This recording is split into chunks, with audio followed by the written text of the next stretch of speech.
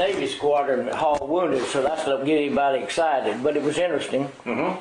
And then, of course, I spent 17 years in the Army as a veterinarian, which, according to him, but I have probably a more fascinating life than he ever thought of because I've been in a lot of interesting things. But for as far as being shot at and being a soldier, you got the wrong boy. No. Everybody that's not on there, you know, or these big war heroes or anything like that. I just like to talk about veterans and their service and sort of what they did. And this is your book that you wrote. Mm-hmm.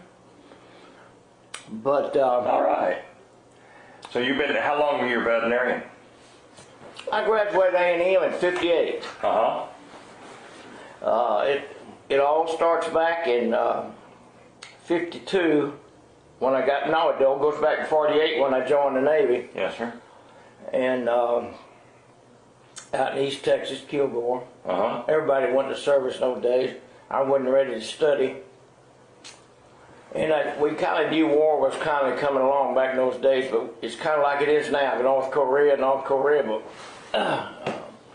so I joined up because I was a family of sailors. Right. And went to school, made an aviation electrician's mate, and I was over in Hawaii. And then they sent me to Guam, and that's where I got into trouble because I was in Guam in a transport squadron, 4 engines, and one night we went to the movie on the side of a hill. Poncho, you didn't have an enclosed movie in those days. This was in Guam? Mm-hmm. Went to a movie on the side of a hill and came back, and there's 50 caliber machine guns all over, and I said, oh God, I'm into it. And they said 8 hours away, North Korea just attacked in South Korea, and I knew we were in war then, so we started having, for some ungodly reason, we had people, a little espionage going on in airplanes. I don't know where it's coming from, but so we put us on a guard duty, and I never fired 45, but put us on guard duty. But things really got going. My squadron, I was in the 1503rd Air Force, VR-8 Navy. We were a mixture of Army, Navy, Marines. I see. We were kind of illegitimate children. Yeah.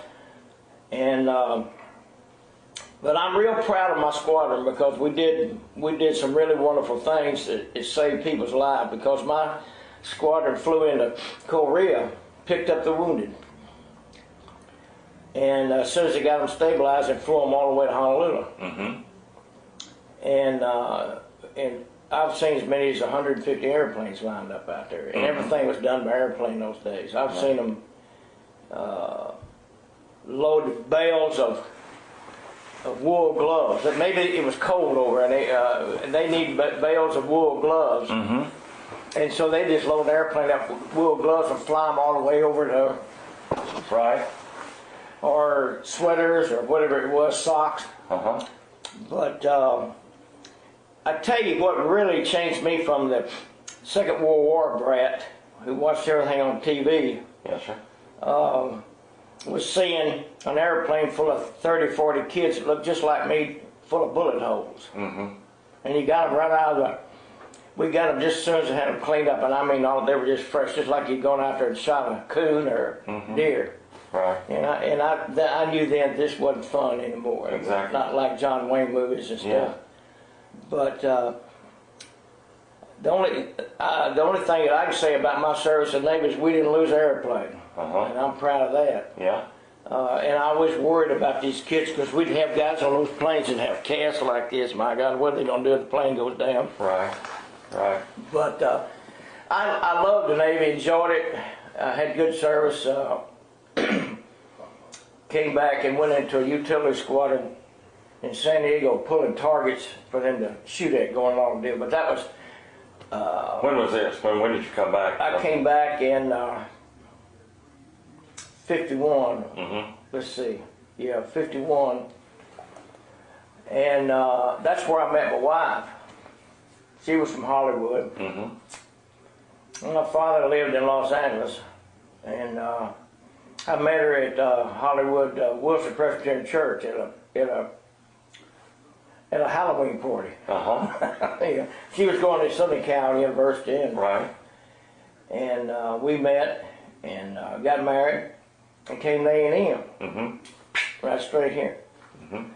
And she asked me before we came here, she said, do they have filling stations here? It was a new experience for that. Yeah, I guess so, right. But we came here and went 6 years, lived over in College View. I mean, struggling on the GI Bill. Sure. Had twins the first year. And went out to practice in West Texas. And veterinary medicine, when I got out of school, wasn't as really advanced and as exciting as it is now. These veterinarians now really can do some wonderful things. My wife had worked at Bryan Air Force Base, well, to get me through school. I see. And I had 2 or 3 jobs. She had 2 or 3 jobs. And we just, you know, I tutored football players and for Bear Bryant. I tutored for Bear Bryant. Really? In fact, I met Barry Bryant the first week he was on the campus. Had I doing being a veteran, but you can take and throw this anything you want out. But I went in to see him, and I says, "There's a big old boy up there in my hometown that you ought to recruit." He gets his book out, you know. He said, "I don't say his name. Well, he kind of gruff, you know." He says, "He said, what does he play?" I says, "He tackle. His name Bob Buston." He said, "Who says he's good?" I said, "My cousin." He said, "What's your cousin do?" And he says, "He's a pharmacist." He says, "Oh, get out here, don't bother me." Anyhow, the guy went to Baylor and made all the Southwest Conference. Kicked our butts. So, but I tutored Charlie Kruger, who made All-American, lived right across from me. Right. And that's Billy's. Yeah. Charlie's niece is Billy's graduate student, works with Billy, you know, down there next to Jim. Exactly. And but we liked it here, but it's hard. It was tough. But they really took care of veterans. I drove right up in front of with the admin building in those days. I don't know where it is now, but it's that pink brick building across from MSC. Came off from MSC off the drill field. Right. And pulled up in park. Now they tow your car away. Yeah. Yeah, that's true. You know, we park in the. Jimmy has to be parked right under the deal there, so went in there and told them I wanted to go to school. It was in June. They said, "Are you a veteran?" I said, "Yeah," and they said, "Okay." They signed me up.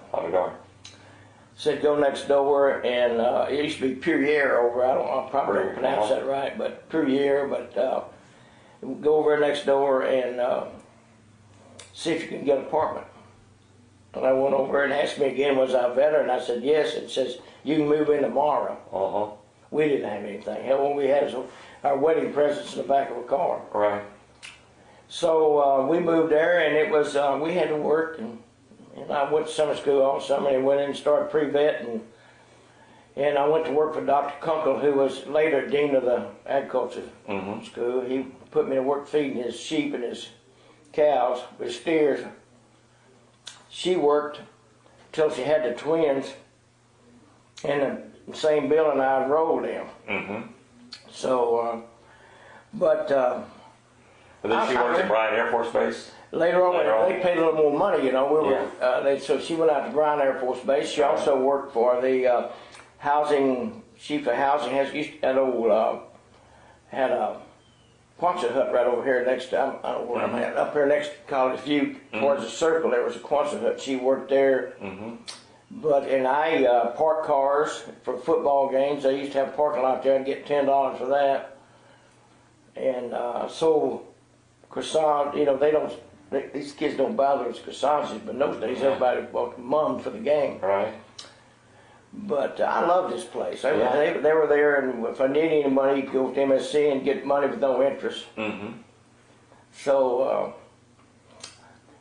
I met a veterinarian in Hyco yesterday, and I was telling the young veterinarian, I said, Johnny and I were standing there, he and I went to A&M together, and I said, Johnny and I were the last class of veterinarians to study on the campus. They moved the veterinary school off across the railroad track when we were in our freshman year. I see.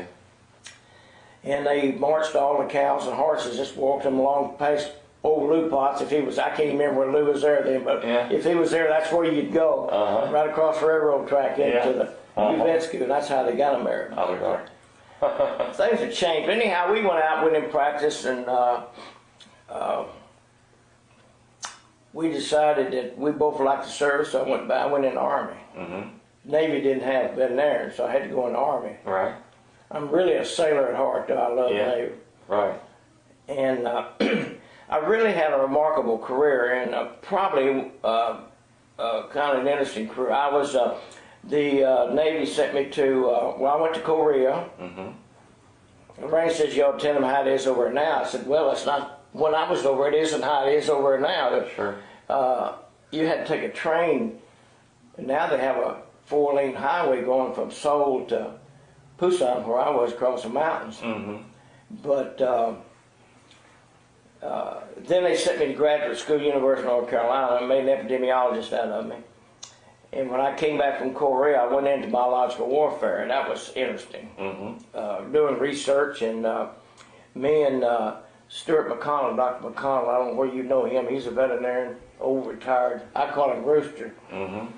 And he's a veteran. He'd be interesting to talk to sometime. He was there in the Second War, and we were both in biological warfare together. Let's see. You studied that at North Carolina? Or? Epidemiology. Yeah, okay. Yeah. And I got very much interested in infectious diseases. Mm-hmm. But we went to Fort Lee, Virginia, and I taught school there for 3 years. To the quartermaster, I taught chemistry and dairy science. About anything else, I taught also. I even taught guys how to take care of the general's dogs, but that was a very minor thing. It was just an extra thing. Right. Then let's see. Went to Fort Jackson, South Carolina. Interesting enough, if you watch the news and you see that General Caldwell the Fourth, I remember when he was a little boy. Mm-hmm. His daddy was my boss. Tommy Darn. His daddy was General Caldwell the Third, who had gone 1 year at A&M and then went to West Point. I see. Wonderful, wonderful infantry, big, tall infantry officer. And he was my boss at Fort Jackson, South Carolina. Huh. And I got involved with a problem with, these are some of the things that veterinarians do in the Army. Yeah. We do a lot of different things, but this old lady thought she'd bought some bad shrimp from the commissary and made her sick. And I'm telling you, it's because it has something to do with General Caldwell. Okay.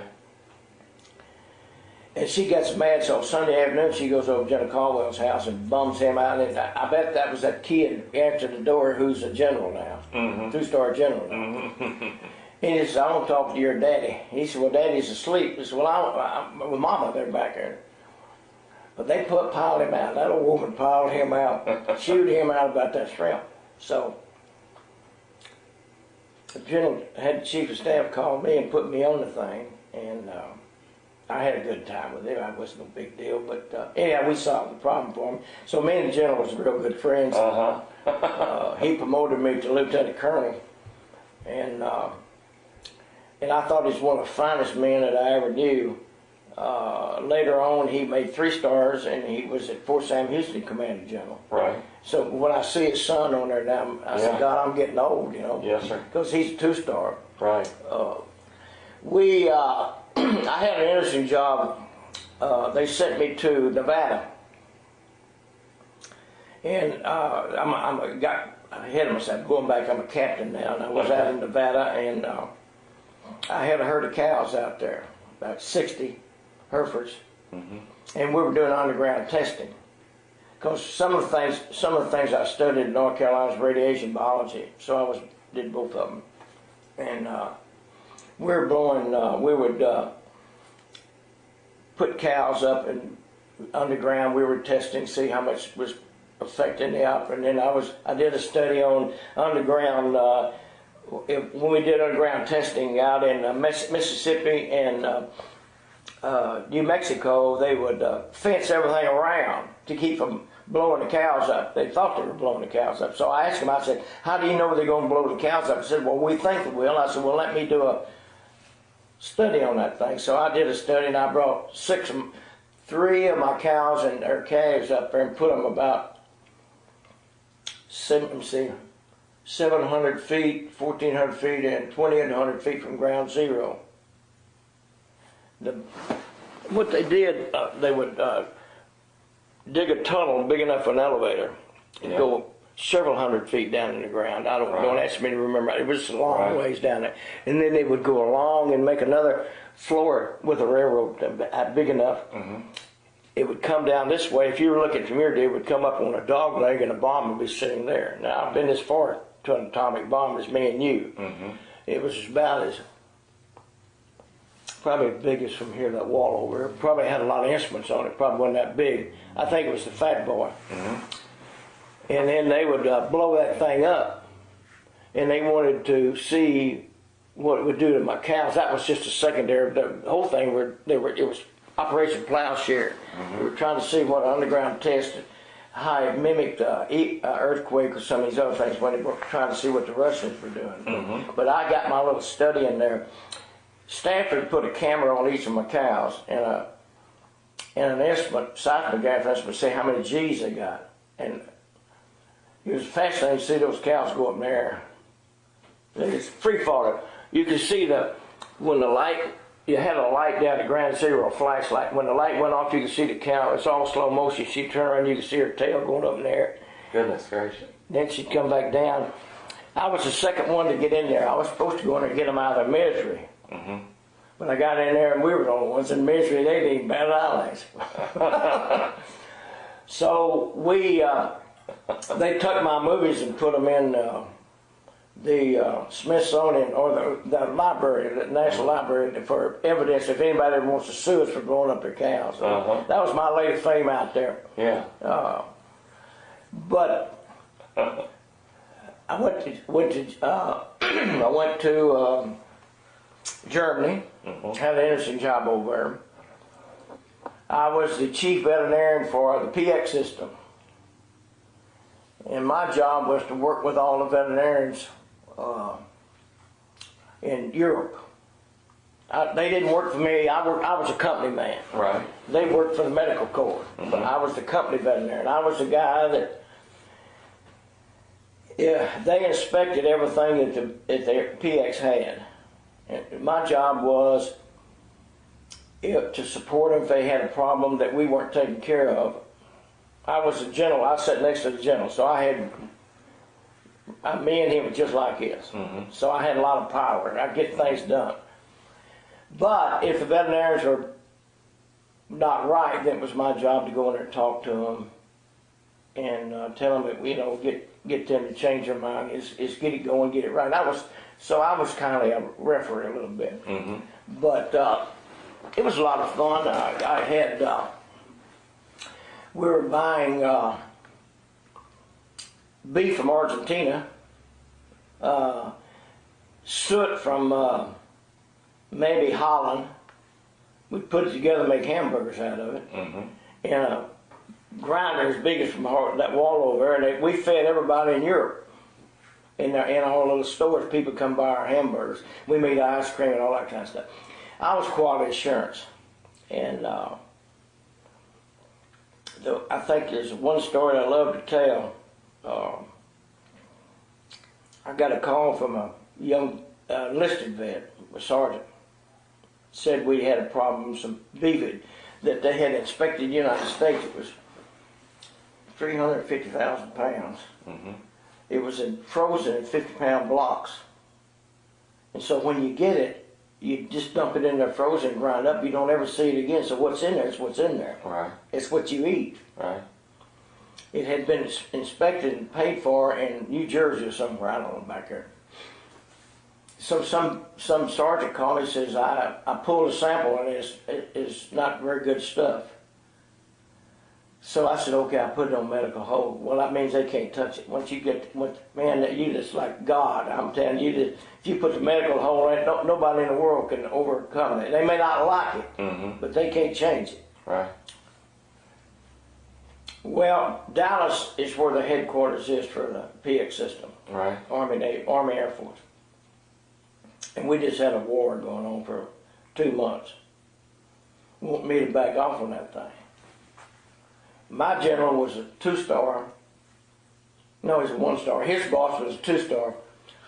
Heck of a nice guy. His name was Hunsinger. He's from Pittsburgh. And he's a character. called me Doc. And I went there and told him, I said, we got big problems. We got 350,000 pounds of paid for beef that I'm not going to let them use. And we got big problems. He said, yeah, you do. He said, I'll tell you what I'm going to do. I'm going to get out of your hair and you're going to handle it. And I'm not going to let anybody get to you. Mm-hmm. And he says, I'm gone. It's your baby. I said, okay. Well, a month went by and I knew that we're in the dog fight. I mean, big dog fight. So I decided I'd go up and pull a sample myself. If I'm going to go to jail, I better look at it myself. So I went and pulled a sample. It was terrible, terrible. So these civilians really were trying to do everything because they put all that money in it. They didn't want to lose the money. And I didn't care about the money. I was worrying about the GIs. Yeah. So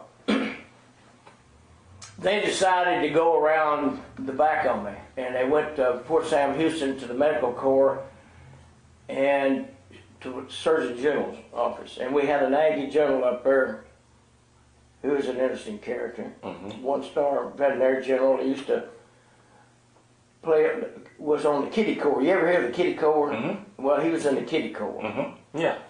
I just read about the kitty corps. Well, I'll get him down here and you can interview him sometime. He was the like 17 or 18-year-old that played football when everybody else was going off to war. Yeah, right. Well, anyhow, he was what was his name?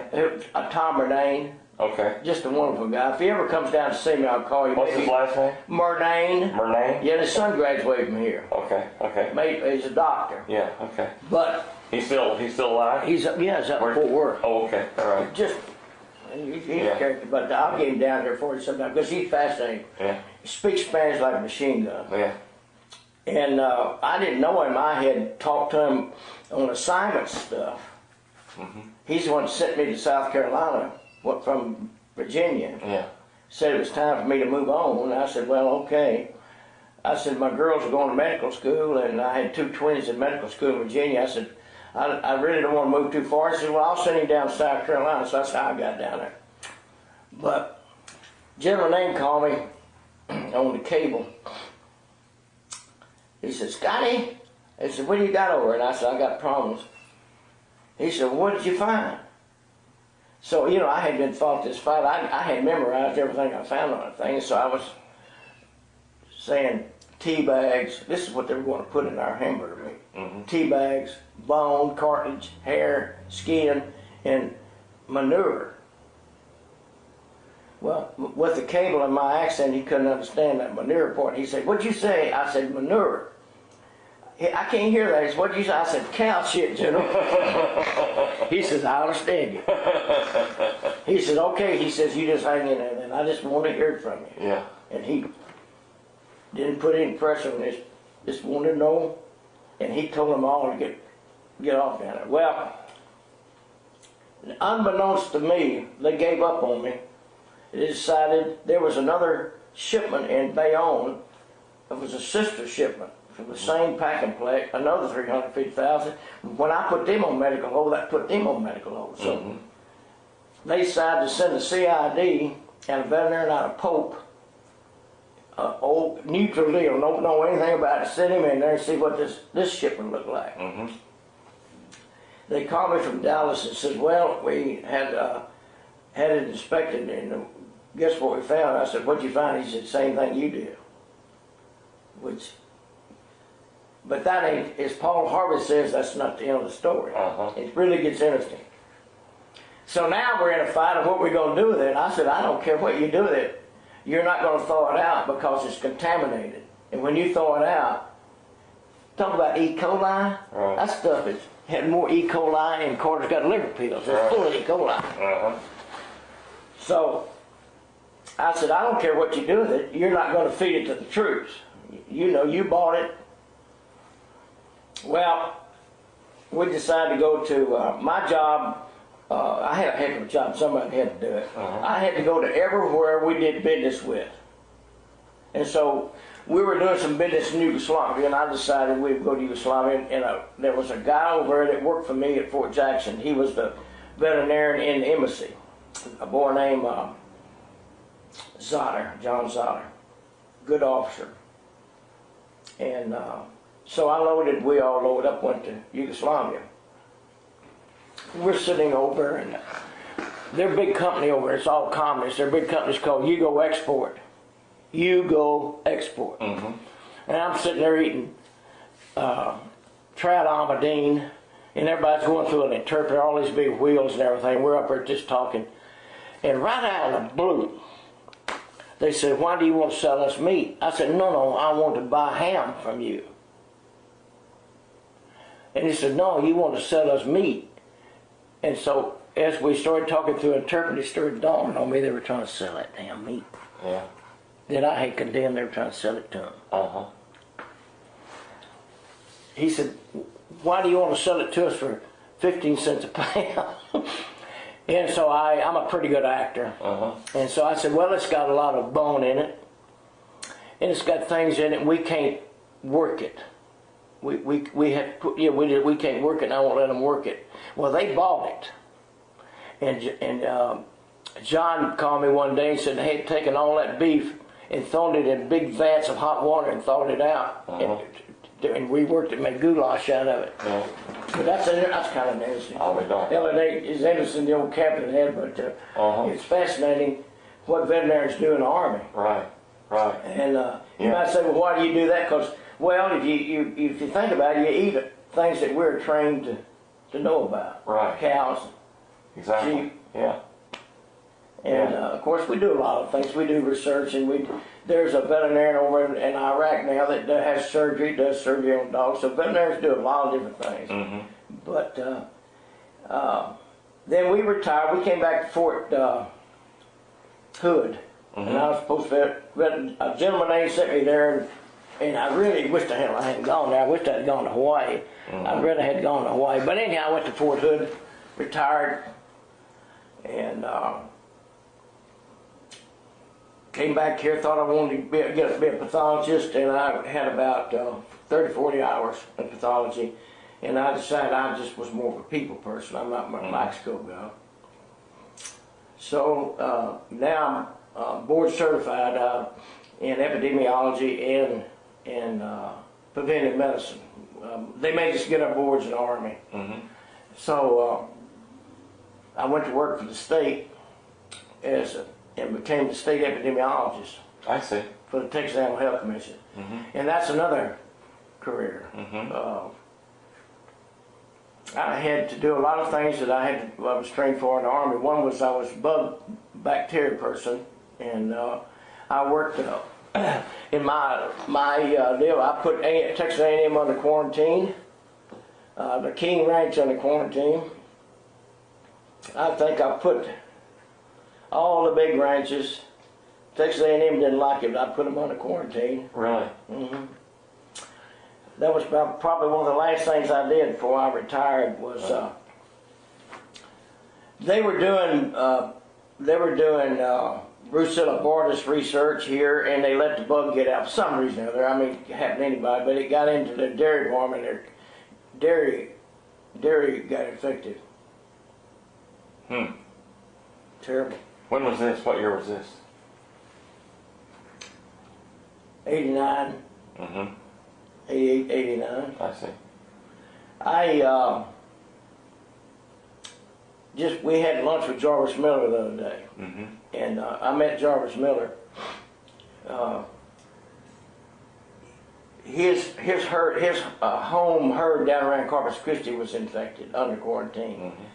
And they asked me to go. I got all the VIPs, but you didn't have to be a VIP. All you had to do is call me up. But if you're a VIP, that's how I met Jarvis, mm-hmm.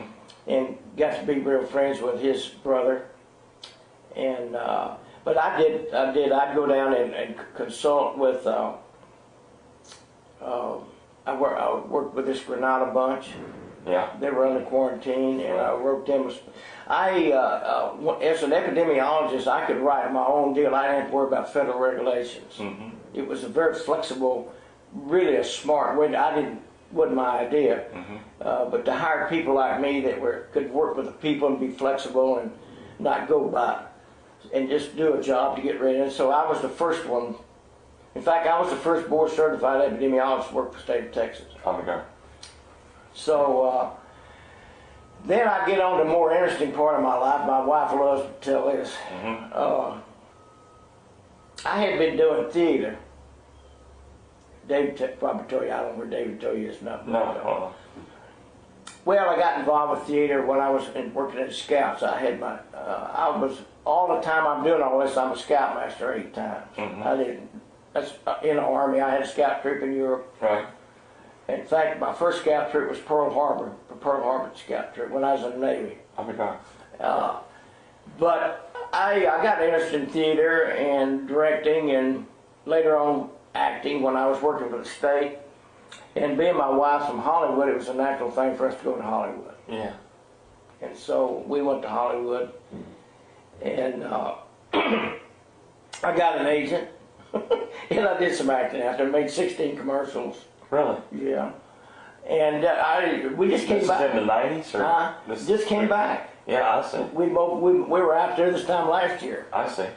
What we did was we were living in Dallas, and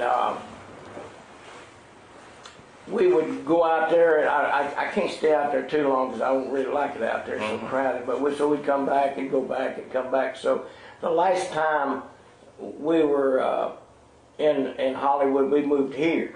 We decided this is where we really want to live. Right. But and I'm still belong to Screen Actors Guild, and I belong to the American Federation of Radio and Television Artists. And I have an agent in Houston, but I haven't hooked up with her again, and I haven't decided whether I want to fool with it anymore. I see. You know, it's a lot of work to have to go down. You have to go all the way to Houston or Austin or San Antonio or somewhere. Right. Dallas. Right. To audition. But I had a great agent out there. I had Debbie Reynolds as agent. I'll be darned. And Rhonda Fleming, agent was my agent. In fact, I just sent her a little joke the other day on email. So I said, don't let it make her day. But we. So what'd you do with it that people would be familiar with? I mean, commercials and things like that, or? Well, I have a picture of one. My wife has it up here. This one that you probably saw me on.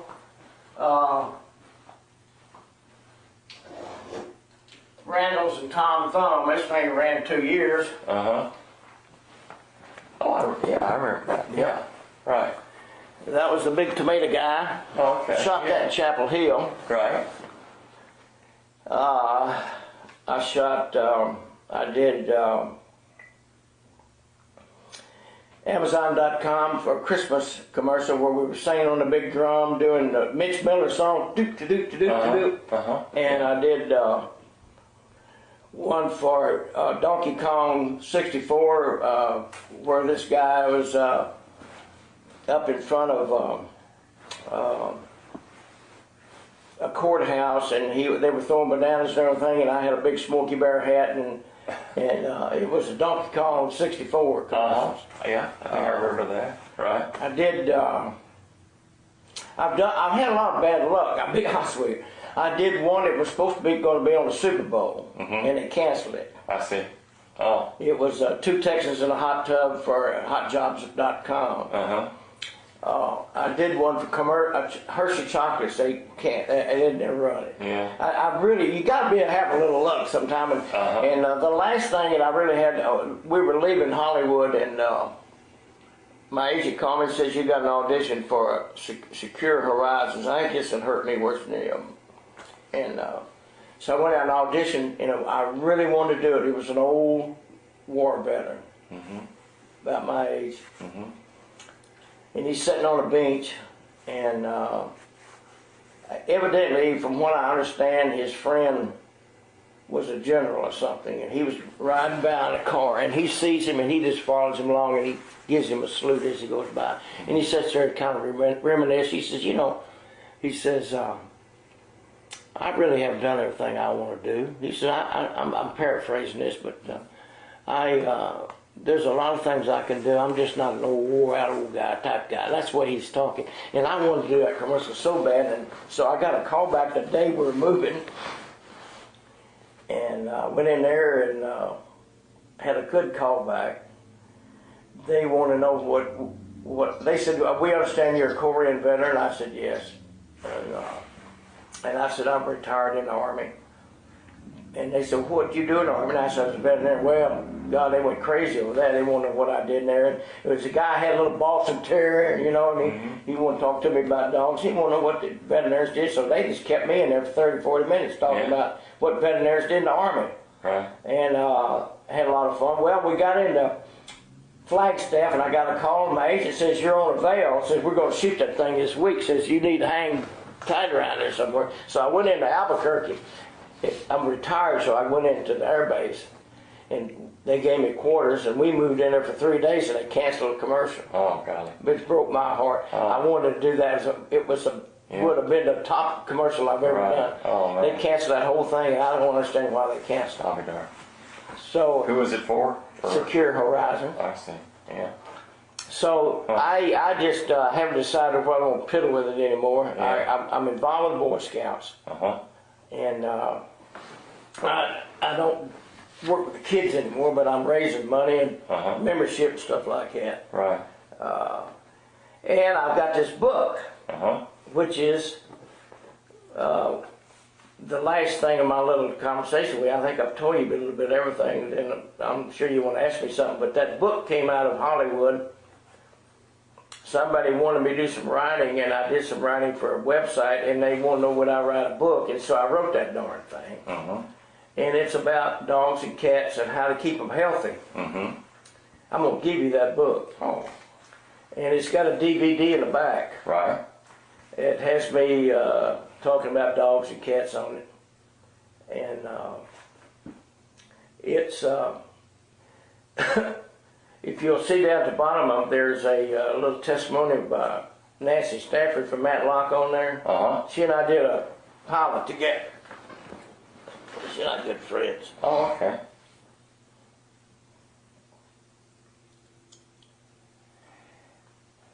And you got a website, Ask Dr. Scotty? Yes, Dr. Scotty. But this has all just come out. You know, we haven't got, you know how those websites, they're not moving very fast. So, right. But it's an interesting book, and it's, I tell a little bit, it's got a lot of, it's funny in places. Yeah. I made it funny. I tell a little bit when I was at A&M. And I talk about a little bit when I was in the Army, and I talk a little bit when I was in Korea.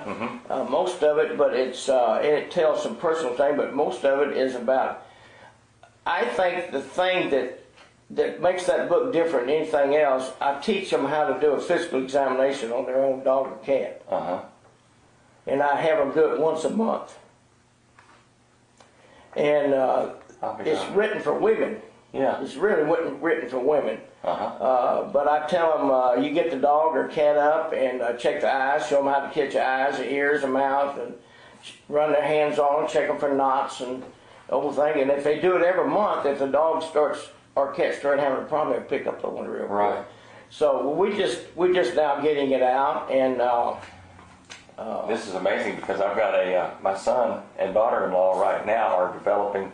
They've been working for almost a year now. They are developing a website. They live in Houston. They're developing a website that's going to be launched in January. That is going to be all. It's going to be a website for pets and animals, businesses, all having to do with pets and animals, and it's sort of a one-stop type of thing with links to like your website and link all the websites together. The website will be called wazala.com, W-A-Z-A-L-A. That's and they've got their marketing teams going right now, and it's probably going to be launched in January. They're coming here. They're coming here on Tuesday to visit with. They've got a couple of lawyers involved in it, and they're really doing a lot of work, and they plan to launch it in January. So I'm gonna give them your website and all that. Let me give you a couple of cards. They'll get in contact with you, and yeah, I'll put it with Sonny. Yeah. The gal this publicist name lives in Tampa. Okay, that's your publisher on here. Okay. And she's the one that, in fact, I've got to talk to her. I'm going to meet with her we're going to Florida on. We're going to head up to Dallas. I have my twins. I didn't tell you much, but I have twin daughters.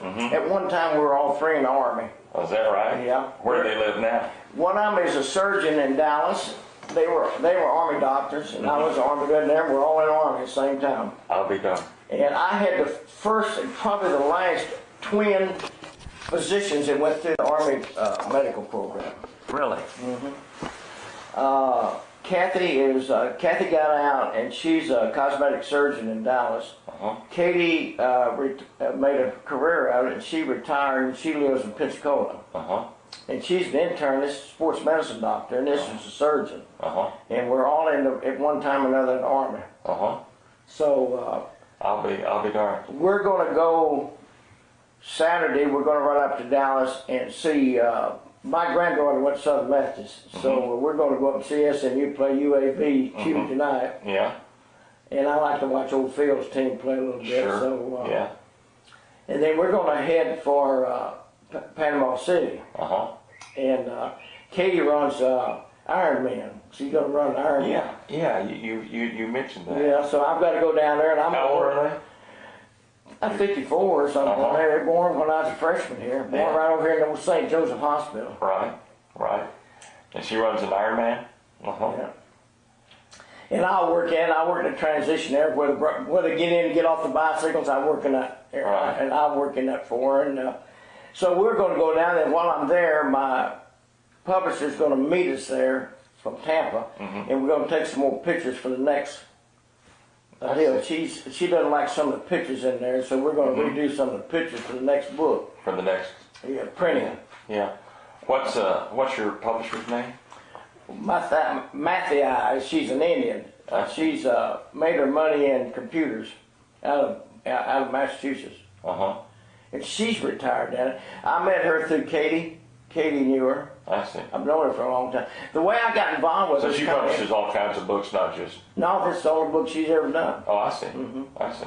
The way I met her was she called me one day about her dog, and I told her some things to do with it, and so she decided that I should get involved with stuff. So I never thought about it.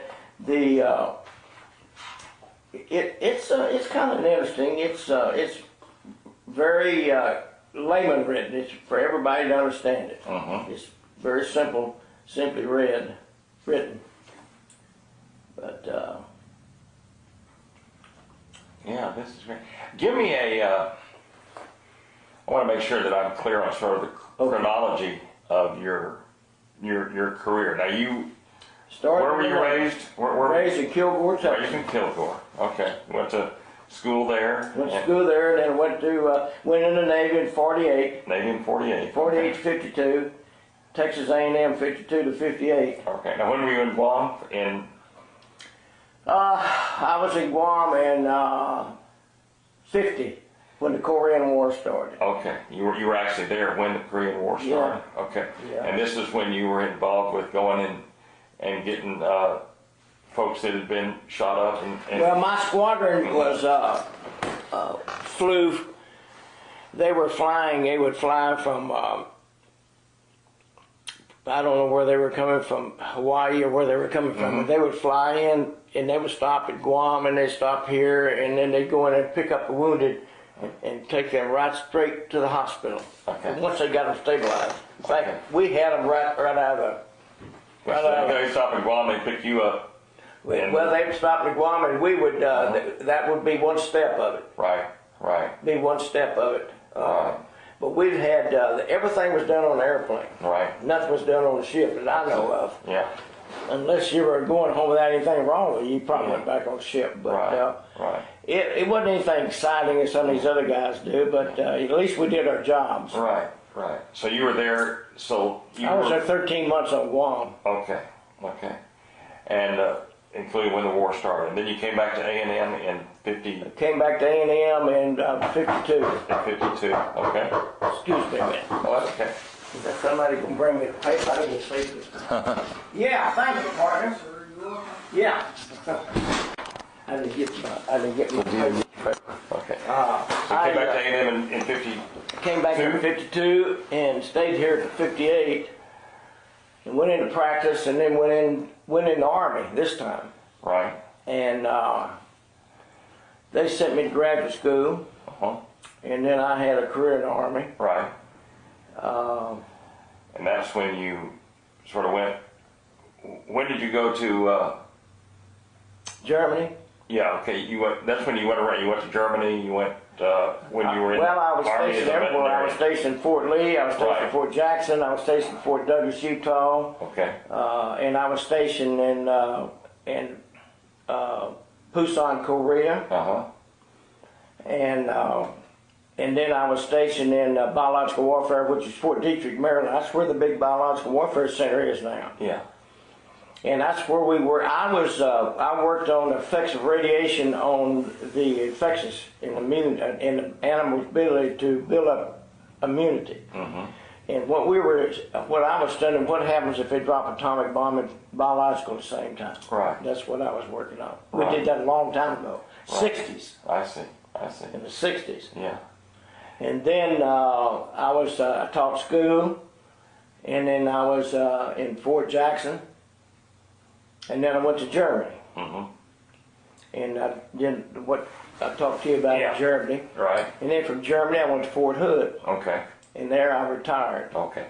And I came back here, did some graduate work, and then I went to work for the state. Right. And I put in 10 years in the state.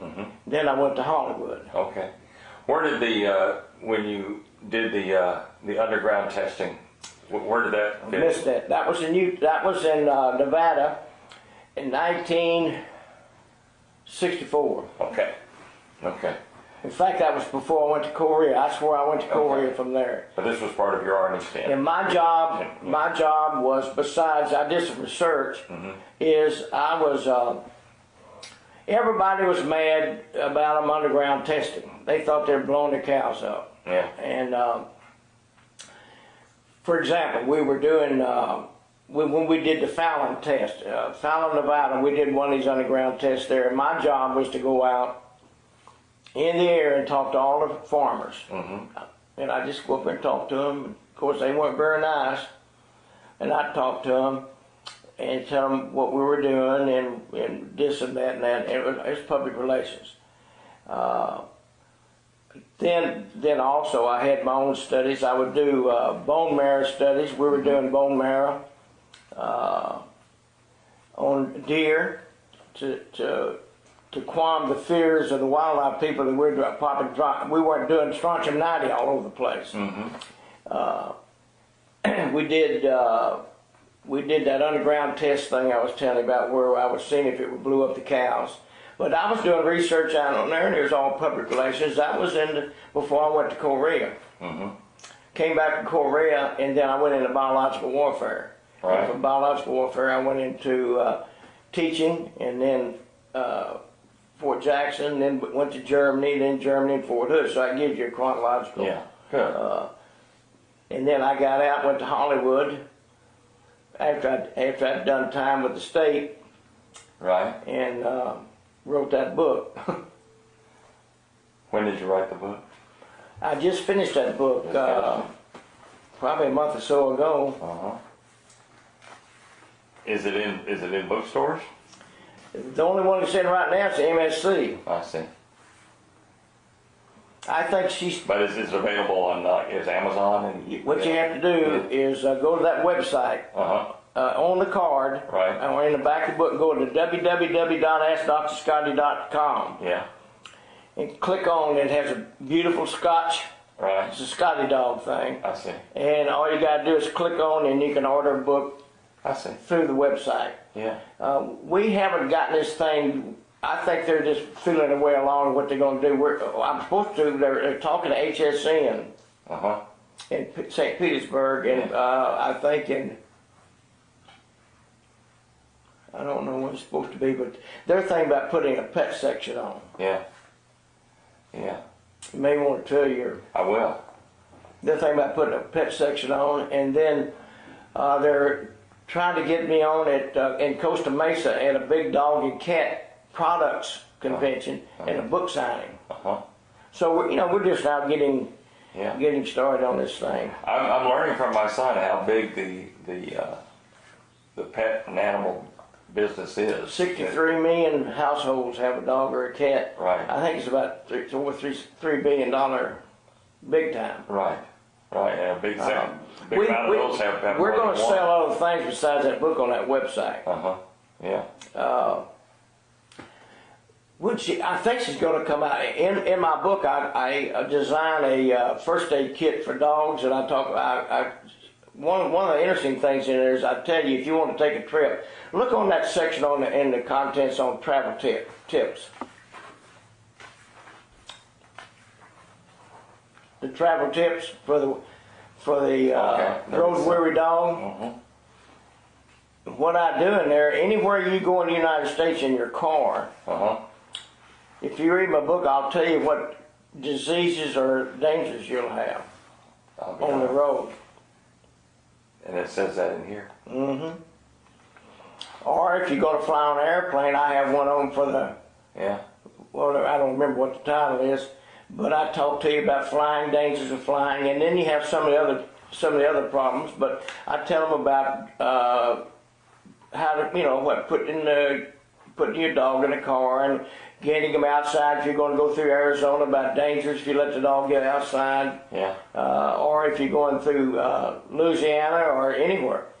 But it goes it completes about anything that you can prevent in a dog or a cat. Now, I don't get into cancer. But I even teach them how to deliver puppies. Teach them how to pick the right dog food. I don't recommend any dog food or anything. It's just, to me, I'm non-commercial. I just tell you how to educate you how do you pick your own dog food. There's a lot of controversy on vaccinations. And I teach you how to make a decision whether you need to vaccinate your dog against a certain disease or not. And you can make that decision. Just read my book, and you can make that decision yourself. Well, this is just fascinating. This is different. Oh yeah, it is. Well, it's different than anything else you've done. I'm not a. Oh no, it is different. There's no doubt about that. This is a picture that you have when you were in the Navy. Good. If I can borrow this and scan it, and I'd like to take the book scan. I'd like to scan this also. Yeah. This would be good, and then I'll return these to you on Wednesday. And well, I hope it's interesting. I hope it's. Oh no, it is. I hope David didn't send you off one of. No, he didn't. This is just your career has been so varied. Yeah, it's kind of fascinating. We even knew Jimmy Stewart. Oh yeah. Yeah. What's your wife's name? Lorraine. Honey, come down here and meet Tommy. He's kind of a famous guy around Aggieland. I just love Dave. Never been to Hollywood though. I want you to meet her. I just love Dave. Dave is just a gentleman. Yes, he is. And Elmendorf, I just met him the other day, and he's been one of my heroes when he was a Ram. You see, we're from L.A., and so I've seen him play in the Coliseum. When he was with the Rams, that's and right. Jim Cox is my best friend. Is that right? Oh yeah, we have lunch together once a week. Yeah. He's my promo. He promotes the book. Is that right? This is Lorraine. This is Tom. Tom Turbiville. Nice to meet you. Good to meet you. Come on, sit down, honey. He was able to hear corn and keep the squirrels out of it. And then he also said about how he saved money. Well, he says, we save a lot of money on this garden. But he was just a marvelous guy, and he was serious. Oh, yeah. About his twins, because he had twins too. But he didn't ever like to talk about his movies. Well, she didn't go to church. They lost a child in Vietnam. Boy. That was her child by another marriage. And I never saw Gloria in church all the time. I ever went. He always came by himself, and he listened to us sing in the choir. We were practicing in there, before church, and he'd come in and sit early, waiting, just listening to us. He was very interested in music and all that. He was just really an interesting person, actually. So we got a lot. It was fun, it was fun talking to him. Right. If we were in our home, she would have pictures of all the movie stars. I do have them, but they're in storage. It's a rogues gallery. I mean, we've met them all. We've met Maureen O'Hara, Tom Selleck. A lot of the older ones, and just about anybody you can imagine. A guy I met, when did we go to Falcon Theater? Was it June? Yeah, we just went, Gary Marshall, who's a big director, has a Falcon Theater. We go, he just walks around there. Right. And he had Paul Williams, the great writer, and I got to meet, and I gave him a card for my book. And he said he's going to order it, but I don't think he will. No, we've had a big time out there. We met them all, and well, actually, we got to go to Golden Apple Awards, which is something no one hears about because it's women's press club. The first woman, or the first person that ever got an award, because they give it to men and women, was Betty Davis. So it's a real old club, and now it's not in existence now, unfortunately. But about a year or two ago, they broke up. But the thing was, it was so interesting because, you know, it was even bigger than the Academy Awards as far as who was there. They had all the big ones, big stars. So the first time we went, we were invited to go. It's all by invitation. So Jimmy Stewart was getting awards, so we wanted. Llewellyn Parsons. So we decided to go. And so anyway, though, when we got there, I said, "Oh, I wish I brought my camera." You know, all these people, I can't believe it. And then I thought, well, people wouldn't want pictures taken. Well, guess what? Everybody brought their camera because it was a women's press club. You know, everyone was taking pictures with these people. So the next time we went for 6 years in a row. So the next time we brought our camera. So that's how we got all those pictures of all these people. And those pictures are in storage waiting for Oh, yeah. Everything's in storage. I don't think we'll ever get that house going. I don't know. We haven't heard from Larry this morning. I don't know what's going on with him. I don't know. I've got to call him again, I guess, see what's happening. We've been waiting for the plans. We had a wonderful time. We've had a good time. We like the Army. I love the Navy. Oh, I love the Army too. Yeah. You know, when the Bush's aircraft carrier skipper, I had a little book signed over at the MSC for the Missouri game, which is a washout because they don't have time to buy a book. But anyhow, Cox wanted me to do it, so I did it. Cox is my man here. He pushes that book everywhere. But, I met the skipper of that aircraft carrier, chief of the boat, and I had a good time with him. Nice people. That's quite a big ship. George.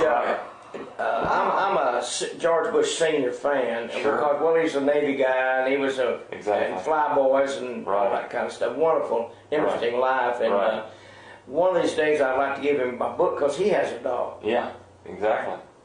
Well, he'll probably be back for a football game, maybe. Well, I keep missing him. I had so much scouting going on lately. I've been going around to all these darn. Jim Cox is in on this deal. Rick Hill and Paul Holt over here, and they've had me out. I go in there. 5th and 6th graders and recruiting for the Boy Scouts. So I've got a big drive going on. I'm finishing this week. So I've been busy doing that thing, and I haven't had time to work on promote my book. But no, we've had an interesting life. I went to Korea, and of course it was unaccompanied, and so I got lonesome over there. So we flew the girls over, and we live with medical missionaries.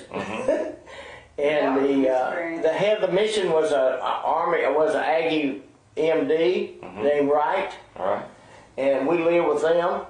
Well, they had a compound. That was actually it was a beautiful place, and now they have a big high-rise. And we keep in contact with the people we met there, and they sent us a picture of this gorgeous, big compound. They have a big old high-rise there now, but we could look over of course, in those days, things were very, very, people didn't have much. Simple. Yeah. And so anyway, we looked right over this little cliff behind our house, and there were ships everywhere coming in because that was the harbor that those ships came into. So millions of dollars now it's probably worth because of the fact that it's so beautiful there that the ships coming in and all.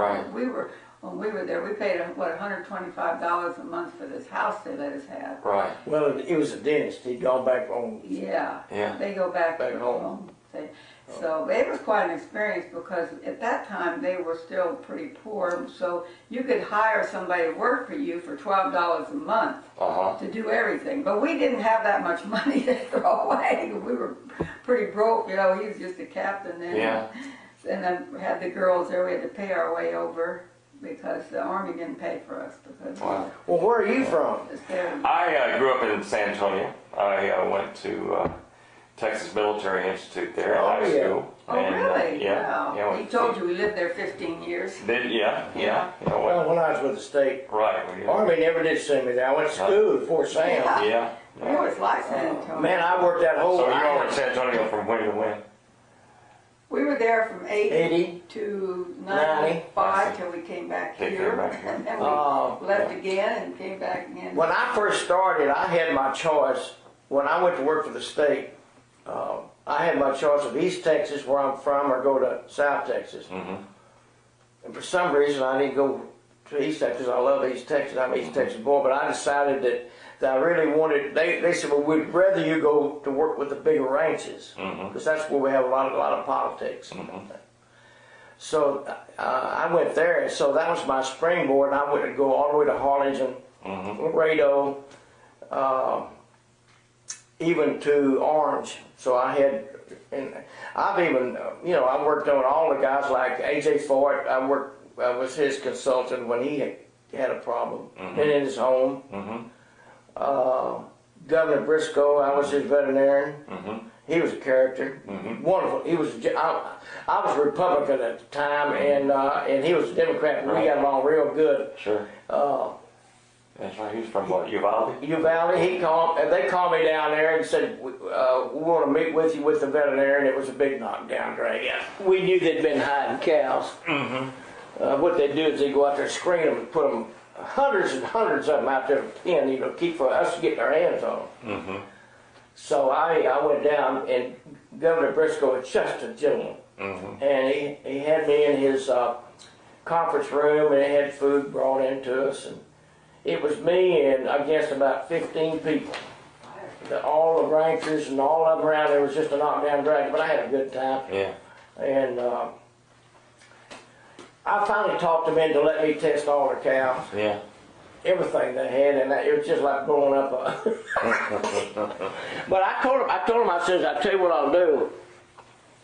I won't condemn a cow until I take it in there, and I'll go in the slaughterhouse and I'll prove to you.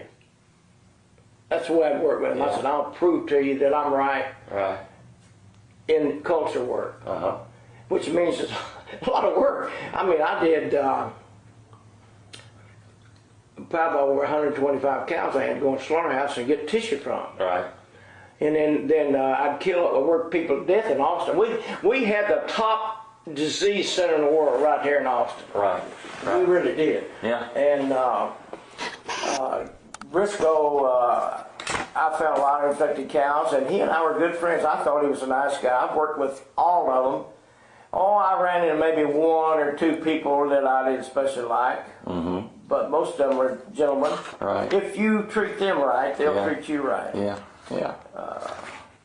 Tell her about your son's website. My son and daughter-in-law they've been working for about a year to develop a website that'll be launched in January that is going to be totally involved with the pet industry and as far as bringing pet services, pet supplies, pet everything into sort of a one place where people can go. It's going to be called Wazala.com, W-A-Z-A-L-A. What was that again? Wazala. Oh. Wazala.com.